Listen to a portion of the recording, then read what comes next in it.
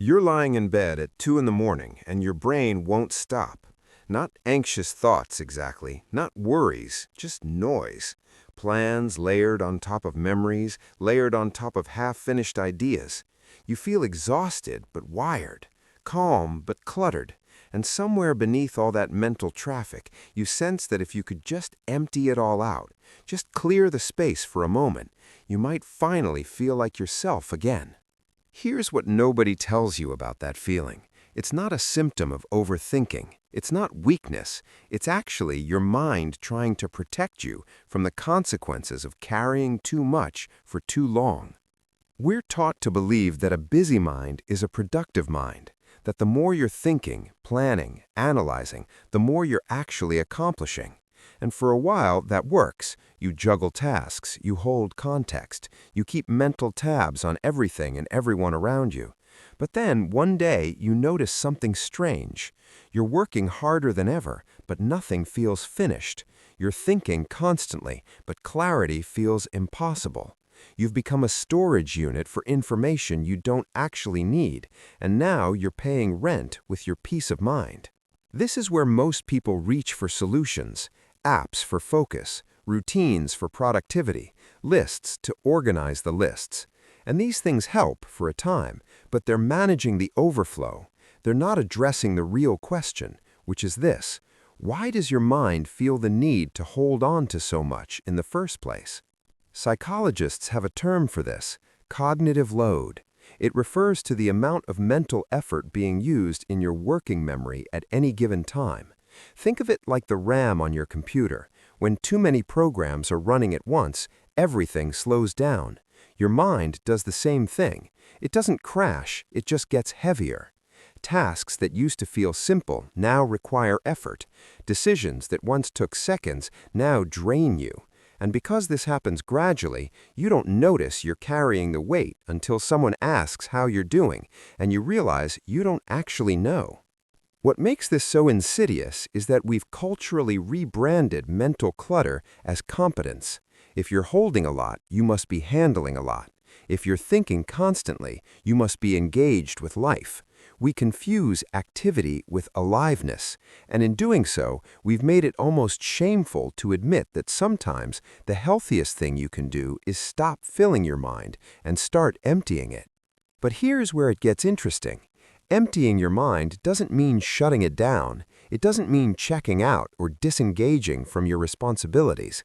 It means creating space between stimulus and response, between input and reaction, between what happens to you and how you hold it.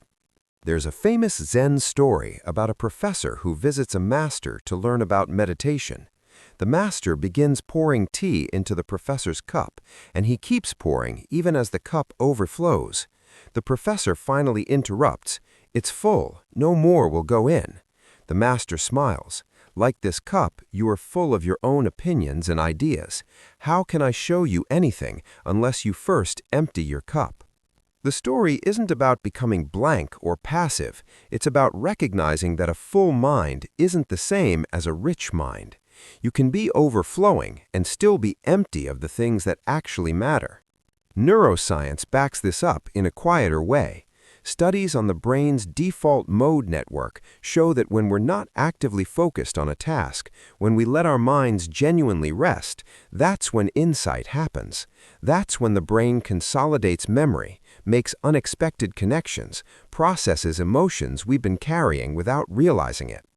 The moments you think of as doing nothing are actually when your brain does some of its most important work, but only if you let it, only if you're not constantly feeding it new things to hold.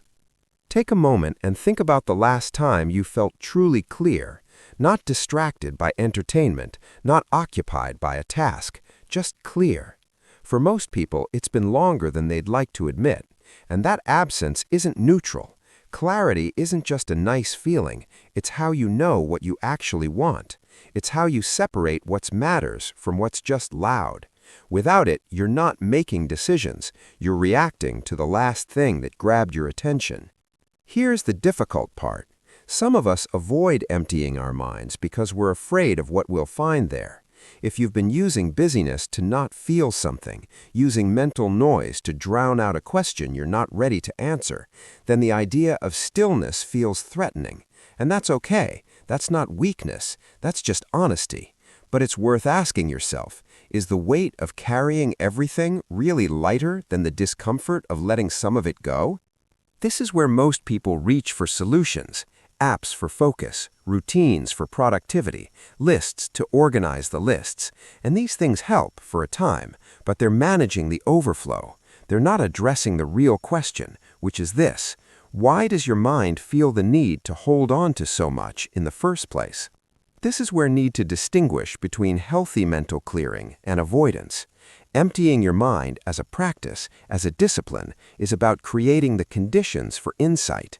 It's about refusing to let noise become your baseline. But emptying your mind to escape responsibility, to avoid difficult emotions, to numb out from life, that's different. The difference is intention. One is creating space for clarity. The other is creating distance from discomfort.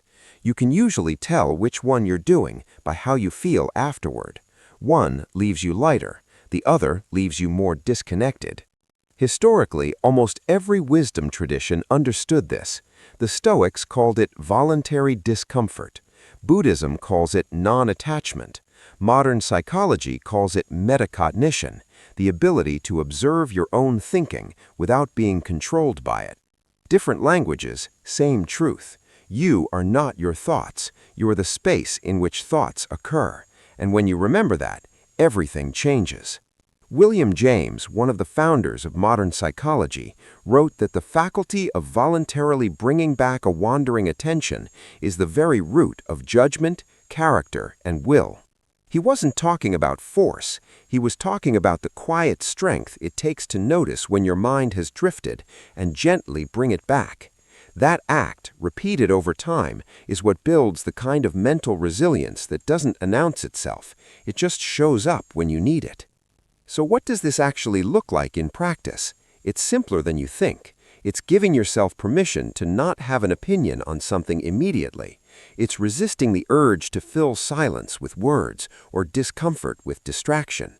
It's noticing when you're rehearsing a conversation that hasn't happened yet and choosing to come back to the present. It's understanding that you don't have to respond to every thought that crosses your mind. Some thoughts are just weather. You can let them pass. Emptying your mind isn't about becoming less intelligent or less engaged. It's about becoming more selective, more intentional. It's the realization that you don't honor your life by filling every moment with something.